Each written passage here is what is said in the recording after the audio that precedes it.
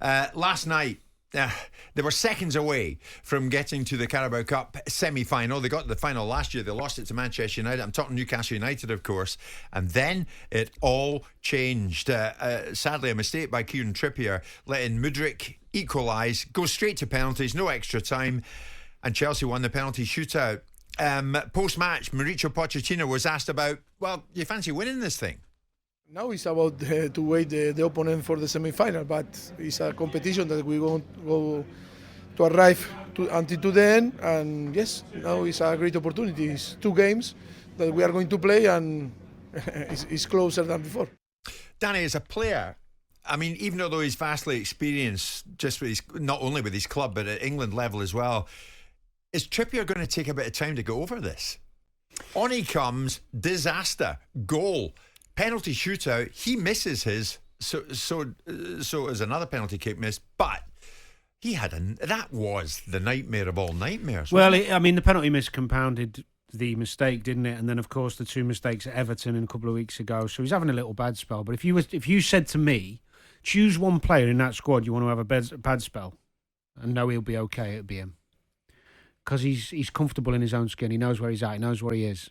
He's a terrific footballer. What was he trying to do when that cross came in? He got caught in 2 minds. Should I flick it on and go out for a corner, or should I nod it back to keeper?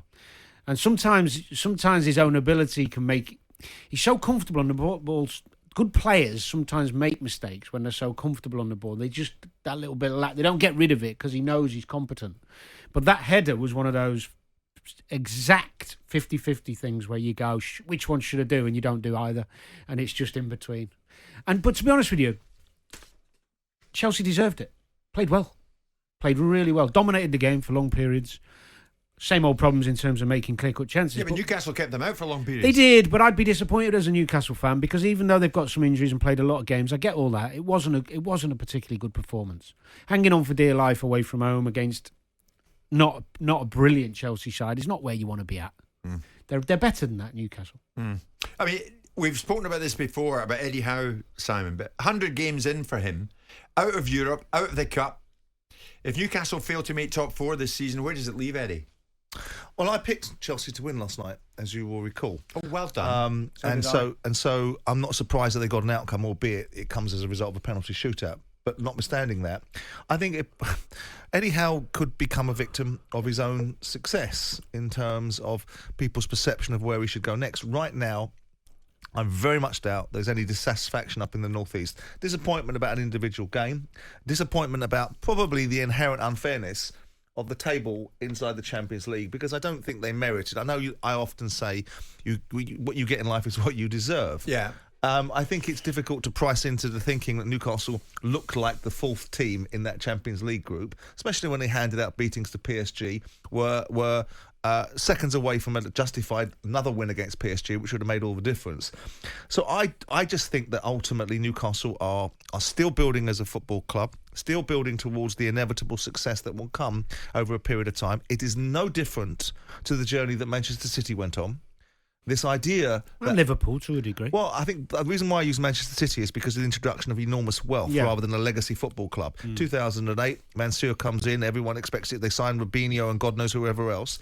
But they finish 9th in the league and they finish 5th the following season. Newcastle have made it a little bit more difficult for themselves because they've gone the other way. Yeah. But they'll be fine. I still maintain, and it's not a case of suggesting that Eddie Howe isn't good enough. It's suggesting that the immovable objects he has to overcome will not succumb to the irresistible force that is Newcastle side are at times. Were you telling us that they can spend decent money in this window? Yeah, of course they can. They can. There's no massive first and foremost, constraint. First and foremost, they've got 30, 40, 50 million quid of extra revenue coming in from the Champions League that wouldn't have been budgeted for. Second of all, irrespective of how you look at the Ashley tenure, it wasn't profligate, was it? It was a tenure based upon ultimately managing Newcastle within the constraints of what he was prepared to allow it to spend. So when you're carrying that forward, you're not carrying huge losses or huge liabilities or huge indebtedness. The Saudis nicked a football club in the Premier League for 300 million quid, have been conservative in spending decent amounts of money to build up a football team. I suspect they'll go and twist again. Now, where does it leave? I always felt this was going to be a difficult season for Newcastle. I always felt that it would be very difficult to repeat what they did last year. Yeah. It's not beyond them. They've got knocked out in the fourth competition. They've got the FA Cup to look forward to. I think they put in a very good performance in the Champions League, and I know that the end result is the end result, and people will say that's of scant consolation. Well, let's also not forget for Newcastle who they beat in the League Cup to get to the Chelsea game. They beat Man City and Man U. Yeah. You know, they had a horrendous draw, and and Simon's bang on. Champions League. I mean, you are talking. The difference in success Margins, and failure tiny is margins. minimal. Yeah.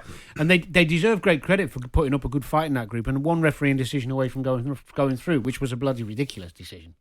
So they're in an all right place. And no Newcastle fan I know is grumbling. Yeah. So we'll see. We'll see how they do. They're still, I mean... They're missing certain personnel, aren't yeah, they are. And, I mean, and the Pope injury came at a bad time. they've got a lot of injuries. Yeah. Dubravka's a good goalkeeper, though. He's all right. They're still He's a in, yeah, good but it's all goalkeeper. over the place. They're not been able to mix it up in terms of energy. They looked flat a bit last night. They looked like they were running on empty. Yeah. But they can still get top four. Right. They can. And, Right. and being out of Europe completely, although they wouldn't want to be, even if it was Europa League, because they'd feel they'd have a chance to win it, Yeah. will help Newcastle in the way they play every time we see them in the Premier League moving forward. If they can, are you confident that they'll make top four? Are you predicting they'll make top four? I'm just wondering I wouldn't put it past them. at whose cost? Well, I think that... It looks pretty sewn up at the moment, doesn't it? Well, the top three... I mean, Villa are the ones who are surprising everybody. I suppose the ultimate question, Jim, is, are we going to have five? It looks like we are. Yeah. It looks like we're going to have five. Right. Unless it's something drastic goes wrong. Because of the points we'll amass through our teams in Europe this year, all across the three competitions. So it looks like we'll have the fifth Yeah, spot. but because Newcastle went out, It doesn't. I don't think it matters. And United, it's looking less likely. No, not when I'm listening to someone who knows more than me on this and does all the numbers, and I see it tells me how it was on this one of the shows on Talk. But I think our guy knows more than your guy. I think it becomes... No, it was one of Talk. It was on Talk. Really? It wasn't one of my guys. I think the suggestion is that because of the coefficiency of the performances this year, we may well have lost that fifth spot opportunity. Well, the guy who was on It'll be nip and tuck yesterday either way. said it was There was that guy in more security down at the front door you were talking to, wasn't it? I'll get who it was. It was and that you Uber can, driver you can at the BBC apologise gone to once. him Oh, really? because it was one of the European experts. Name names. Well, I will want to find out what I'll find out when we come off. What Look show? at him. He's panicking. I'm not panicking. Okay. It's not my words. I think Simon's right. I think now it becomes less likely. No, it doesn't. Listen, we'll work that out in the breakdown and go up and tidy your room. Jim White and Simon Jordan. Monday to Friday mornings from 10 on AM, on DAB, via the talkSPORT app and on your smart speaker.